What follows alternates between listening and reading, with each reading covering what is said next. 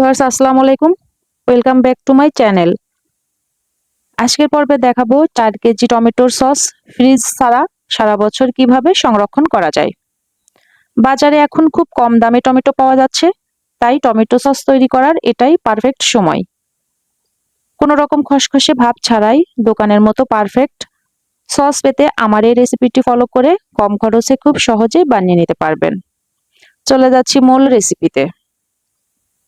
এর জন্য আমি নিয়ে নিয়েছি 4 কেজি টমেটো।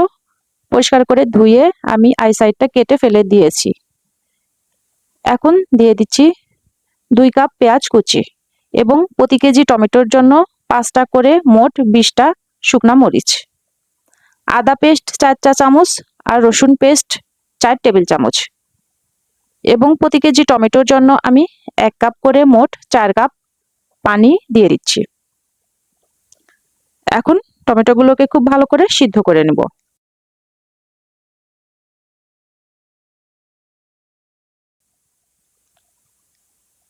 টমেটোগুলো সিদ্ধ করে পুরোপুরি ঠান্ডা করে নিয়েছি। এখন ব্লেন্ড করে নিব। টমেটোগুলোকে ব্লেন্ড করা হয়ে গিয়েছে। একটি পাতলা সুতি কাপড়ের সাহায্যে আমি টমেটো থেকে সমস্ত রস বের করে নেব। সুতি কাপড়ের সাহায্যে টমেটোর রস বের করলে টমেটোর সসের মধ্যে কোনো রকম খসখসে ভাব থাকবে না। আপনি যে কোনো ছাঁকনিতে ছেঁকে এই টমেটো সস তৈরি করে নিতে পারবেন। তবে ছাঁকার ক্ষেত্রে অবশ্যই লক্ষ্য রাখতে হবে যেন কোনো রকম বীজ বা খোসা না থাকে।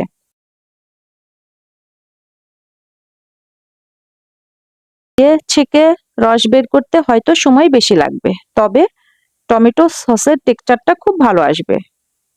সব রস আমি বের করে নিয়েছি। এখন এই সসের জন্য আমি নিয়ে নিয়েছি 1.5 কাপ লাল তেঁতুল। তবে লাল তেঁতুলটাই বাছাই করতে হবে, কালো তেঁতুল দিলে সসটা ডার্ক হয়ে যাবে। লাল তেঁতুলটা হাতের কাছে না থাকলে ভিনেগার ব্যবহার করতে পারবেন। তেঁতুল থেকে আমি সমস্ত কাঠগুলোকে বের করে নিচ্ছি একটি স্টিলের ছাঁকনির সাহায্যে। দ্বিতীয়বারের মতো আবারও কিছুটা পানি দিয়ে তেঁতুল থেকে কাঠ বের করে নিচ্ছি। এভাবে সমস্ত কাঠ বের করে নিয়েছি। এখন তেঁতুলের কাঠ টমেটোর সসে দিয়ে চুলায় জাল করতে থাকবো।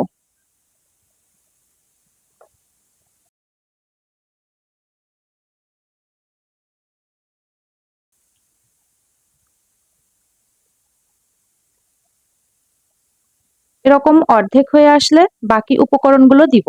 দোকানের মতো কালার আসার জন্য দিয়ে দিব 1 টেবিল চামচ কাশ্মীরি মরিচ গুঁড়া, 1 চা চামচ বিট লবণ দিয়ে দিব এবং 2 চা চামচ দিব লবণ। এছাড়াও দিব 4 কেজি টমেটোর জন্য আমি 2 কাপ পরিমাণ চিনি।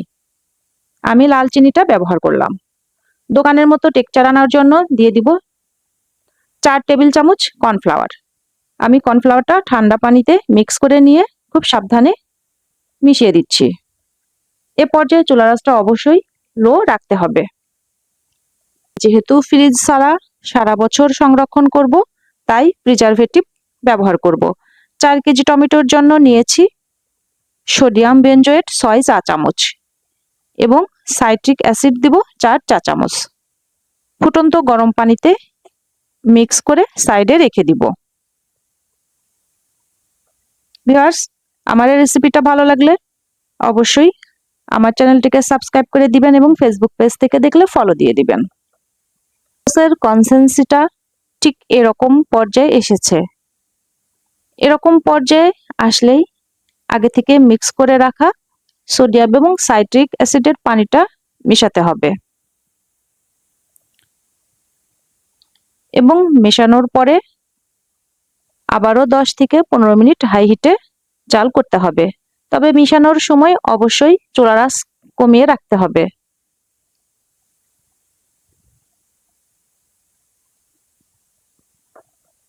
দেখতে পাচ্ছেন সসের কনসিস্টেন্সিটা ঠিক এরকম হয়েছে।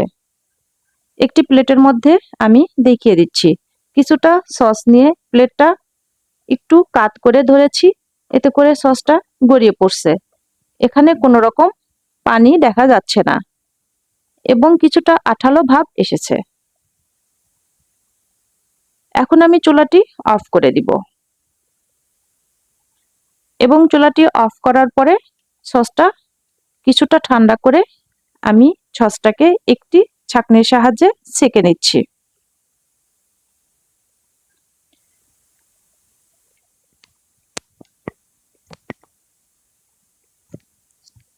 এভাবে একটি ছাঁকনির সাহায্যে সসটাকে ছেঁকে নিতে হবে।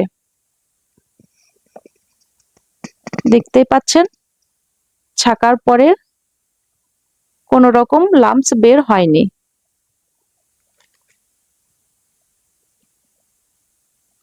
এবং পুরোপুরি ঠান্ডা হলে আমি কাচের জারে সসগুলোকে সংরক্ষণ করব। আপনারা কাচের জার বা বোতলে সসগুলোকে সংরক্ষণ করতে পারবেন। এভাবে সস তৈরি করে সারা বছর অনায়াসে সস খেতে পারবেন। দোকান থেকে আর বেশি দামে সস কিনে খেতে হবে না। তাই আমার এই প্রসেস ফলো করে পারফেক্ট টমেটো সস তৈরি করে নিতে পারবেন। আজ এই পর্যন্তই, আবারও নতুন কোনো রেসিপি নিয়ে চলে আসবো। আল্লাহ হাফেজ।